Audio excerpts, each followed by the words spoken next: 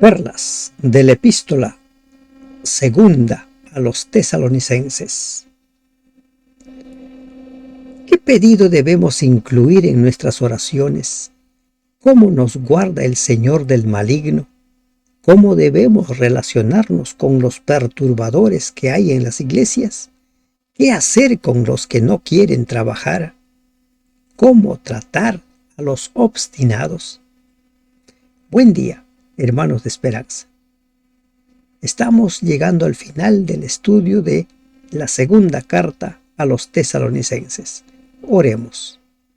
Buen Dios que estás en los cielos, te pedimos, Señor, que al abrir tu palabra, tú nos enseñes a entender y a descubrir las perlas que tienes para nosotros en este capítulo. En el nombre de Jesús te lo pedimos. Amén. ¿Cómo le va en su estudio del día a día? Recuerde, comparta con los hermanos, comparta con los amigos este mensaje. El propósito es invitar a los miembros de iglesia, a los creyentes y no creyentes a volverse a la Biblia, a no pensar más allá de lo que está escrito, a dejar de lado las interpretaciones personales. Comparta. Si usted ya se ha suscrito, qué bueno, qué bueno. Así nos ayuda a seguir llegando a más personas. ¿Cuál es el mensaje de esta segunda carta? El mensaje de la segunda y la primera es la misma, la piedad práctica. En la iglesia de Tesalonicenses había un pueblo fiel, que a pesar de las persecuciones se mantenían firmes, a pesar de no tener toda la luz, se mantenían firmes con la luz que tenían. Y eso es lo maravilloso, mantenerse fiel a pesar de las persecuciones, a pesar de que no era fácil ser cristiano en esos tiempos. Los tiempos que vivimos un tiempo de relativa paz. Pero recuerden, lo normal es que los cristianos sean perseguidos, porque el inicuo, como dice el capítulo 2, el hombre de pecado pronto va a despertar, pronto va a ser movido por el maestro de las tinieblas, Satanás. ¿Qué nos dice el capítulo 3? Por lo demás, hermanos, orad por nosotros. El apóstol pide que la iglesia ore por ellos, por Pablo, por sus colaboradores. De la misma manera, nosotros debemos de orar. Orar para que el evangelio siga propagándose. Orar para que el evangelio llegue a aquellas personas que están buscando a Dios. Hay gente que tiene hambre y sed de la palabra de Dios. Oren para que la palabra del Señor corra y sea glorificada así como lo fue entre vosotros. Que la cadena continúe, que el círculo siga dándose. Ya llegó el evangelio a ellos, ahora ellos deben orar para que la palabra corra, para que la palabra llegue a aquellas personas que aún no han escuchado el evangelio. Y interesante lo que dice esta parte, que corra. Parece que en esta ciudad la palabra no estaba corriendo. Quizás se encontraba una oposición firme de parte de los judaizantes. Primera de Tesalonicenses 3:7. Bien puede ser que en respuesta a las oraciones unidas de los tesalonicenses le fue dada a Pablo una visión reanimadora y más tarde fue librado de un complot de los judíos para poner fin a su obra en esa ciudad. Hechos 18:9 al 17. Dice que corra, que el evangelio llegue. Recuerden lo que dice Mateo 24:14, y será predicado el evangelio a todo el mundo. O el mensaje de Apocalipsis 18, la tierra debe ser alumbrada con el mensaje. Hay que orar. Incluye en tus oraciones este pedido de que el Evangelio siga corriendo y llegue a aquellas personas que no conozcan, y que la palabra del Señor sea glorificada, sea honrada, como sucede entre nosotros que ya conocemos el mensaje. Para que seamos librados de hombres perversos y malos, porque no es de todos la fe.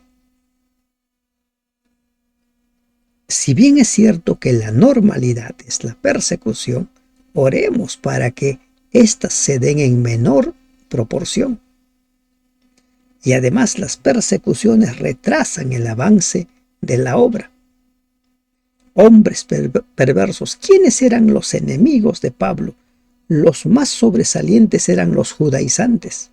Como hemos visto en el libro de Hechos, iban persiguiendo a Pablo de ciudad en ciudad. A donde llegaba Pablo a predicar, ellos se enteraban que estaba ahí, perseguían a Pablo. Era como que estas personas, estos hombres perversos, no tuvieran nada que hacer. Porque no es de todos la fe. No todos son creyentes, no todos son conversos, no todos han entregado su vida al Señor. Sobre todo, los judaizantes, que decían que tenían celo por la palabra de Dios, que decían que peleaban por el Evangelio, perseguían en el nombre de Dios, como lo hizo el mismo apóstol Pablo, ellos estaban siendo instrumentos de Satanás, mas no de Dios. En los versículos 3 hasta el 5, el apóstol pide confianza, muestra confianza. Recuerden que los tesalonicenses estaban firmes a pesar de las dificultades. Confianza de Pablo y petición a favor de los tesalonicenses. Pero fiel es el Señor, que os afirmará y guardará del mal. Dios es fiel. El carácter de Dios es inmutable. Dios no cambia.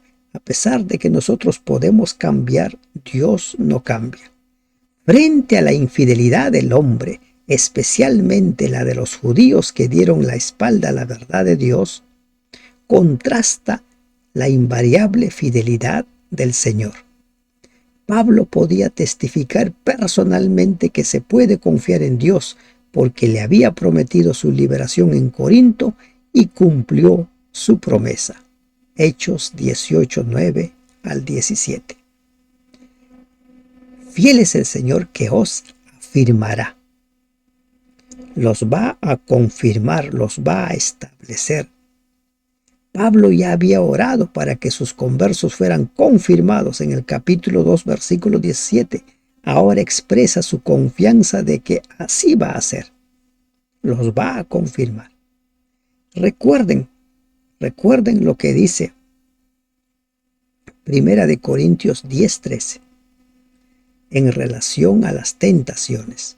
No hay tentación mayor a lo que nosotros podamos resistir. Ninguna tentación que nos toca hacer frente es mayor a lo que nosotros podemos resistir. Y os guardará del mal. Literalmente les guardará del maligno. ¿Les guardará de quién? ¿Quién es el maligno? Satanás. Mateo 13:19, Efesios 6:16. ¿Y cómo es que Dios nos guarda del maligno? ¿Cómo? Las personas suelen orar, suelen pedir que Dios me guarde del maligno, que Dios me guarde de esto. ¿Cómo nos guarda Dios del maligno? Miren, si tomamos como referencia Efesios capítulo 6, donde se nos habla sobre las armaduras del cristiano, dice la palabra del Señor que debemos vestirnos de toda la armadura de Dios para hacer frente a los días malos, para hacer frente a las huestes espirituales de maldad.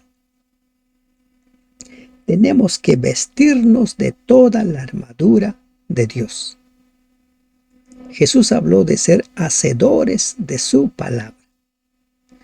¿Cómo nos guarda Dios del maligno, siendo hacedores de su palabra, poniendo en práctica su palabra.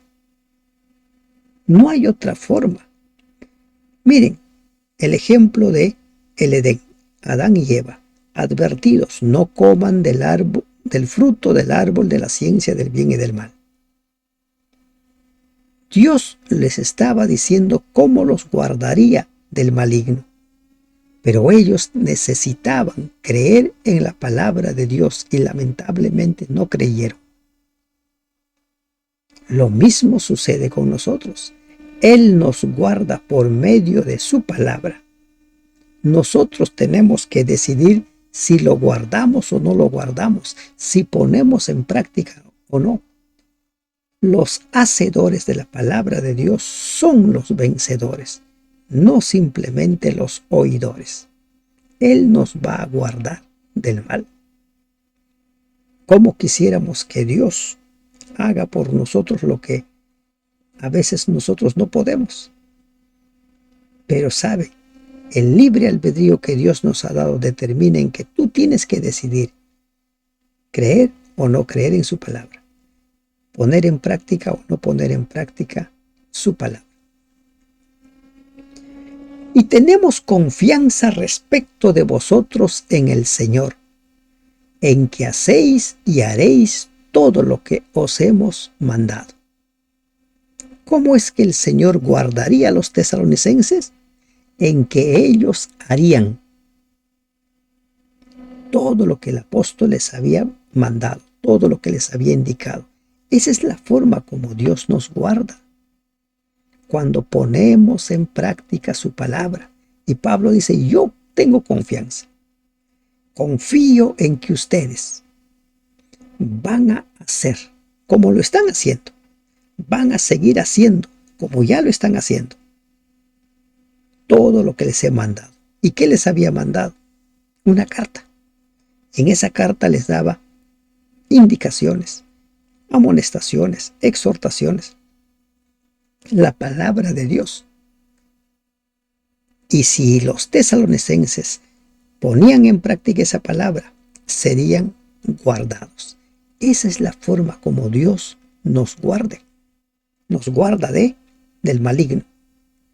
Y el Señor encamine vuestros corazones al amor de Dios y a la paciencia de Cristo. En la medida que tú pones en práctica su palabra, lo vas viviendo, el Señor encamina tu corazón a su amor y a la paciencia de Cristo. Que el Señor les guíe el corazón a un entendimiento total y a una expresión plena del amor de Dios y a la perseverancia con paciencia que proviene de Cristo. ¿Cómo nos guarda del mal? Cuando nosotros recibimos su palabra y ponemos en práctica esa palabra. Así funciona. Así está escrito. Dios no hace nada en contra de nuestra voluntad. Y entonces cuando ponemos en práctica su palabra, cuando empezamos a vivir de acuerdo a lo que Él nos ha establecido, entonces el Señor va encaminando nuestros corazones. ¿A dónde? Al amor de Dios, la conversión, la transformación. Aprendemos a tener la paciencia de Cristo. ¿Qué es paciencia? Recuerden lo que estamos mencionando sobre paciencia. Es esperar hasta que se logre el objetivo. Esperar hasta lograr eso que esperamos. No es simplemente de que espero un rato y después se me acabó mi paciencia. Pero os ordenamos, dice el versículo 6, en el nombre de nuestro Señor Jesucristo, que os apartéis de todo hermano que ande desordenadamente y no según la enseñanza que recibisteis de nosotros. Siempre hay personas obstinadas. Reciben el mensaje, la palabra de Dios es clara, pero no, está bien eso, pero yo creo esto, pero yo Insisto que esto es así. El apóstol estaba escribiéndoles para aclarar las dudas, para dejar en claro cómo debe conducirse la iglesia. A los fanáticos les dice, no va a venir Jesús, sino previamente debe venir el hombre de pecado. Debe suscitarse los eventos finales. Hay gente que va citando, fijando fechas sobre la segunda venida de Cristo. Pablo da órdenes y exhortaciones acerca de los que andan desordenadamente. ¿Y qué dice en este versículo 6? Pablo ordena. Miren, no es una posibilidad, no es si quieres.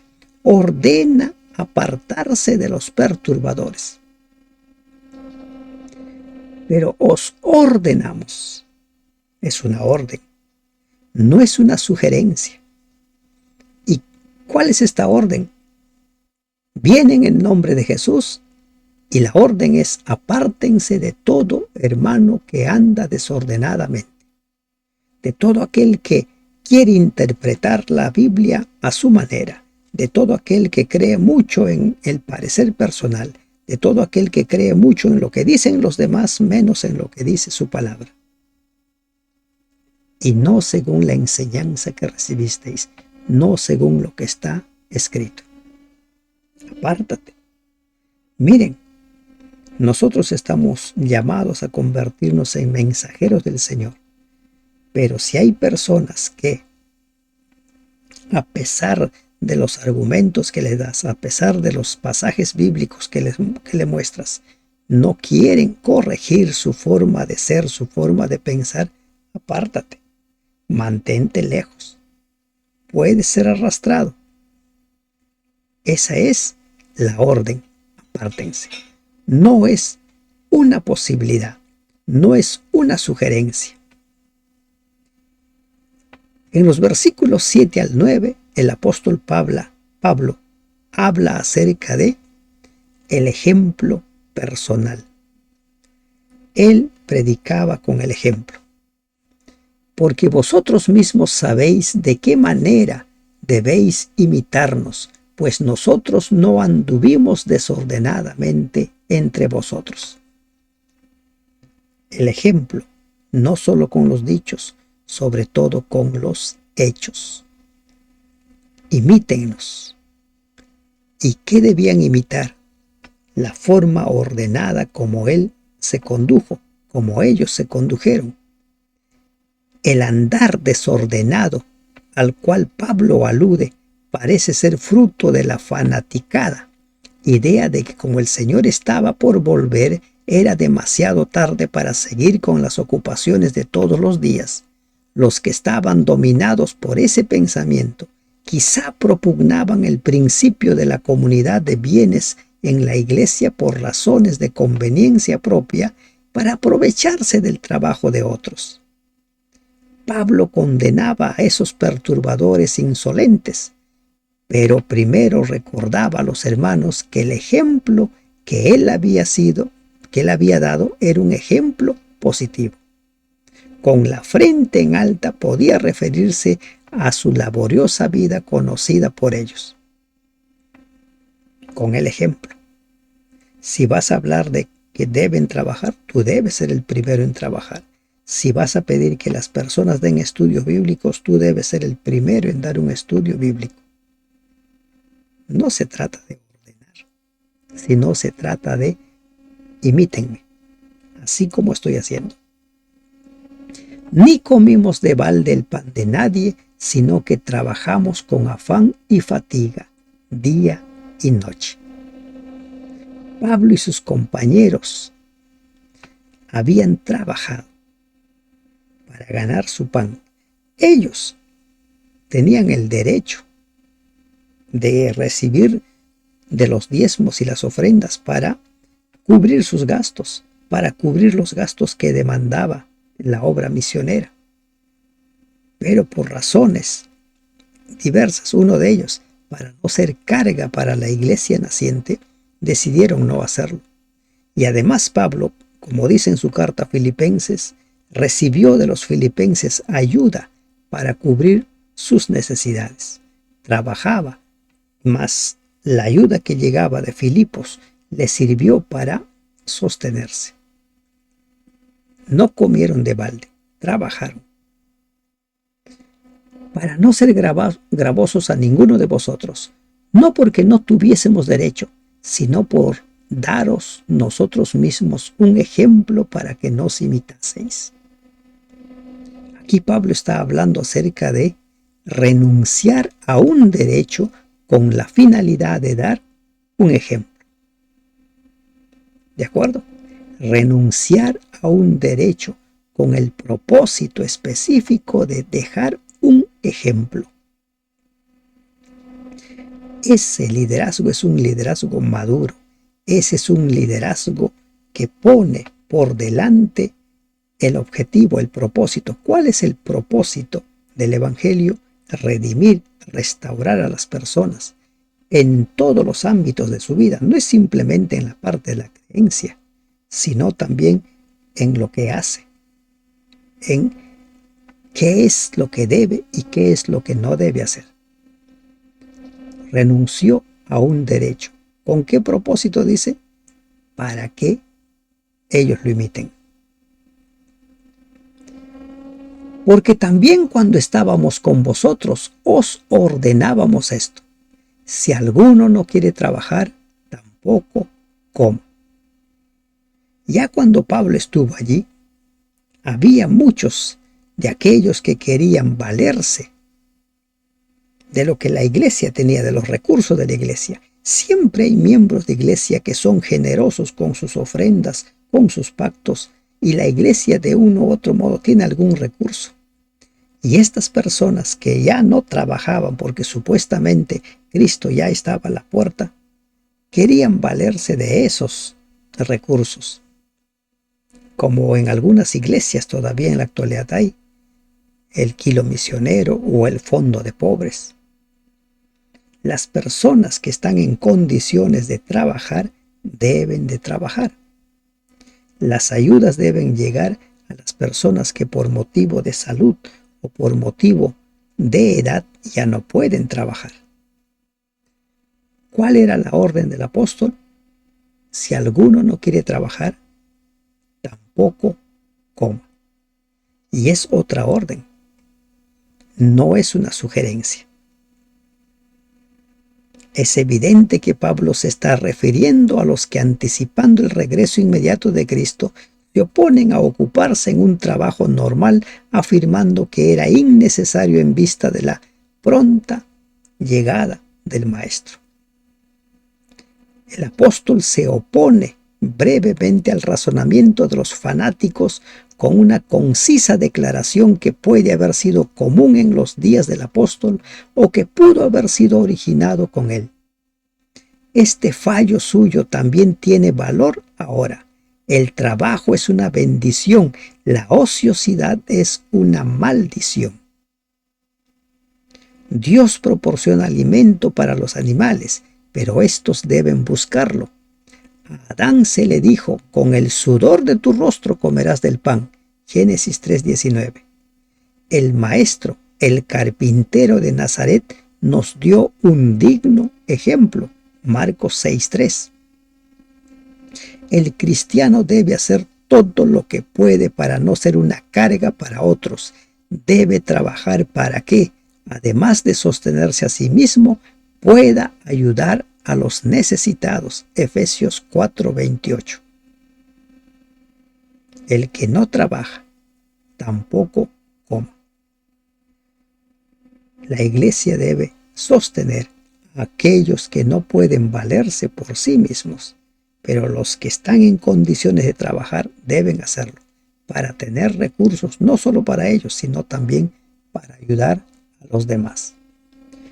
Porque oímos que algunos de entre vosotros andan desordenadamente, no trabajando en nada, sino entremetiéndose en lo ajeno.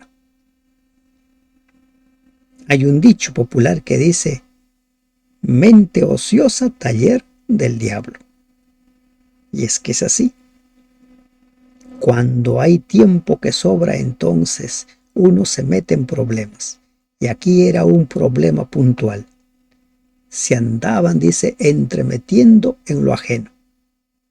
¿Mm? Chismes, hablar de los demás, entremetiéndose en los demás. No ocupados en ningún trabajo, sino ocupados en mariposear, dice la versión, la Biblia contemporánea. Los entremetidos se ocupan de cosas sin importancia en lo que no les concierne, en lo ajeno y no en lo propio. El trabajo honrado es el mejor remedio para tales personas, pues los que son cuidadosos en el cumplimiento de sus deberes no tienen ni tiempo ni inclinación para inmiscuirse en asuntos ajenos. El trabajo dignifica. El trabajo ennoblece. El trabajo hace que nos sintamos emocionalmente muy bien. Cuando una persona no trabaja, hasta la autoestima decae, se siente menos. A los tales mandamos y exhortamos por nuestro Señor Jesucristo, que trabajando sosegadamente coman su propio pan. Deben trabajar. Los únicos que ya no pueden trabajar son las personas muy ancianas o las personas que tienen alguna enfermedad. La discapacidad no es una excusa para no trabajar. Hay muchas personas con discapacidad que trabajan. Muchas. Solo los que ya por la edad o por alguna enfermedad no trabajan, ellos sí, debieran ser atendidos, apoyados. Entonces, ¿la orden cuál es? Que trabajando sosegadamente coman su propio pan. Que se ganen el pan. Con el sudor de tu frente comerás el pan, le dijo Dios a Adán. La ociosidad es un instrumento muy peligroso que se pone en manos del enemigo. El ocioso va a hacer de todo y sobre todo se va a meter en problemas. Hay mucha gente que no tiene para cubrir sus necesidades básicas porque simplemente no trabaja. Y vosotros, hermanos, no os canséis de hacer el bien. ¿Algunos se cansan de hacer el bien? Algunos sí. Generalmente los que dicen, se me acabó la paciencia. El apóstol se dirige de nuevo a la iglesia en su conjunto, incluso a los miembros fieles que no habían sido engañados por los fanáticos perturbadores. Los hijos de Dios no deben cansarse ni desanimarse en su determinación de hacer el bien debido a presiones, ya sean internas o externas. Donde se refiere a la obra de ayudar a los necesitados, el hecho de que haya haraganes, imprevisores e indignos que aspiran a que la iglesia los sostenga, no debe ser un motivo para que se sequen completamente las fuentes de generosidad cristiana. La iglesia necesita de la bendición que proporciona el ayudar a sus pobres. Es un privilegio compartir nuestras bendiciones materiales con los menos afortunados y ser así mutuamente útiles. Segunda de Corintios 8:14 o 9:7 al 12. Hay quienes se dejan arrastrar por las conductas o inconductas de los demás. Si el otro no da, entonces yo tampoco ya no doy. Si el otro es un haragán, entonces yo también voy a ser un haragán. Si el otro es un desleal, entonces yo también voy a ser un desleal.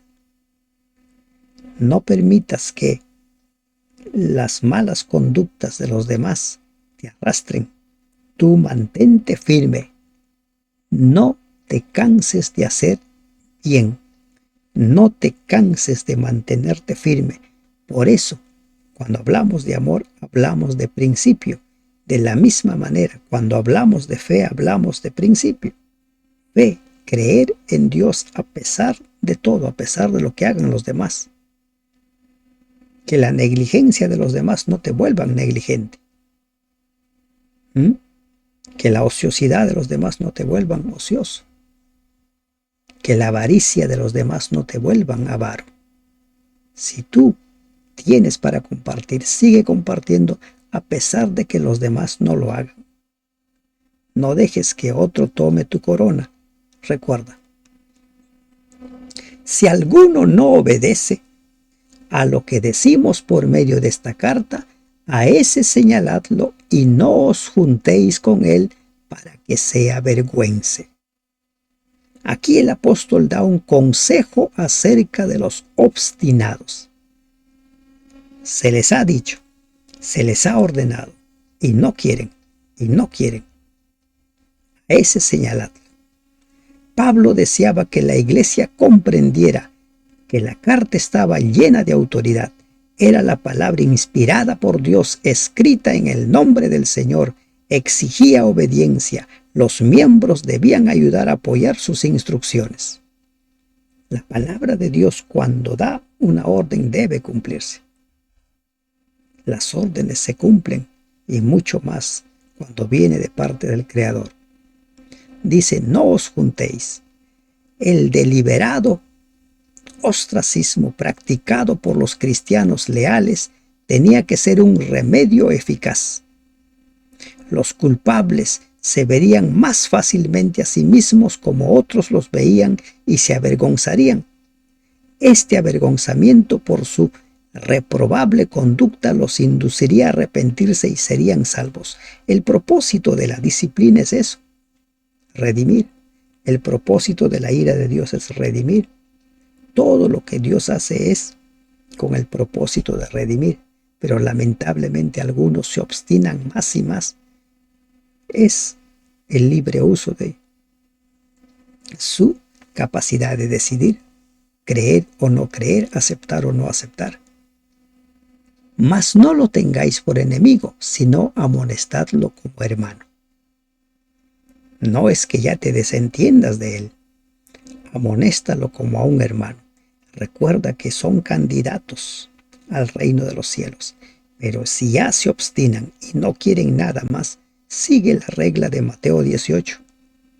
Le hablas una vez, llevas 2, 3 testigos, luego a la iglesia, y si ni aún así quiere rectificar su camino, pues simplemente, como dice en Oseas, déjalo. Mas no lo tengáis por enemigo. Que los demás te tengan como enemigo, puede ser, pero tú no debes considerar enemigo a nadie. Y el mismo Señor de paz os dé siempre paz en toda manera. El Señor sea con todos vosotros. Paz. Paz. ¿Cuánto pagaría la gente por tener paz? Pablo habla del Dios de paz en Primera de Tesalonicenses 5:23, refiriéndose al Padre, cuyos atributos comparte con el Hijo. El título Príncipe de Paz se aplica proféticamente al Mesías, Isaías 9:6. En los evangelios se muestra a Cristo impartiendo paz a sus seguidores. El apóstol Pablo describe a Cristo como nuestra paz, Efesios 4:12.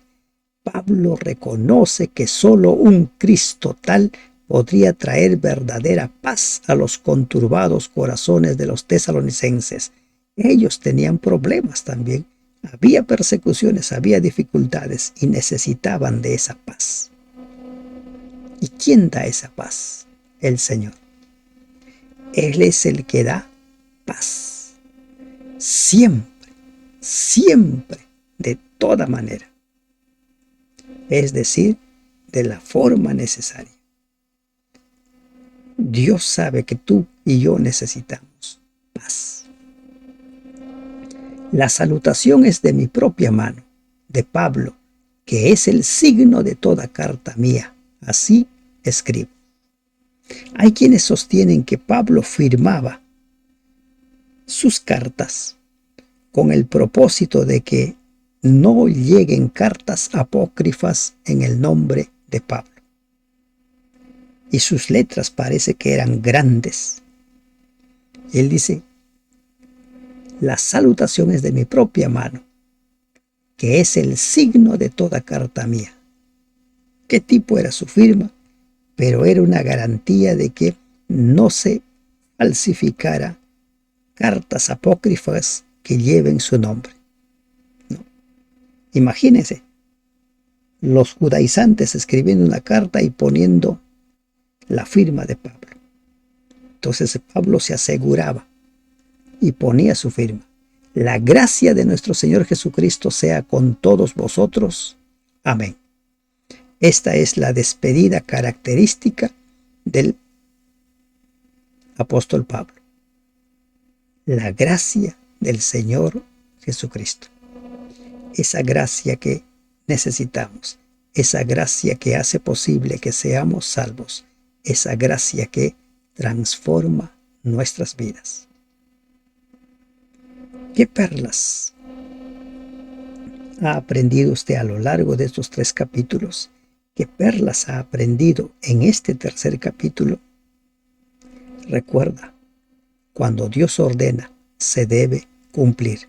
Cuando Dios dice no, se debe cumplir. Adán y Eva recibieron la orden, no coman, no cumplieron. Y ya sabemos las consecuencias. Nosotros hemos recibido órdenes de no hacer tal o cual cosa específica. Aprendamos a obedecer, aprendamos a creer en la palabra de Dios y a ponerlo en práctica, para que de esta manera nos preparemos para el encuentro con nuestro Señor. Que Dios te bendiga. Amén.